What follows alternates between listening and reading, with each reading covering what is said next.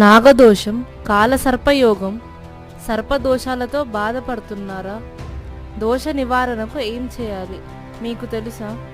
ఈ దోషం వల్ల జాతకుడు జీవితంలో అన్యమతస్థులతో ప్రేమ పెళ్లి చేసుకొని తర్వాత విడాకులవుతుంది, వివాహం ఆలస్యం అవుతుంది, అంతుపట్టని అనారోగ్య సమస్యలతో బాధపడతారు, మీ సంతానాన్ని కోల్పోతారు, సంతానం అంగవైకల్య లోపాలతో పుట్టడం, అబార్షన్స్ ఎక్కువగా జరుగుతాయి, జీవితంలో ఎదుగుదలను విపరీతమైన అడ్డంకులు రావడం మరియు ఆర్థిక ఇబ్బందులు తీవ్రంగా ఉండడం జరుగుతుంది.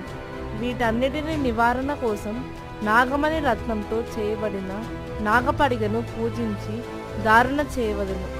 దీని వలన దోషం తీవ్రత తగ్గును. మరిన్ని విషయాలు తెలుసుకోవడానికి మా ఆస్ట్రోషియా జ్యోతిష్యాలయాన్ని సంప్రదించగలరు.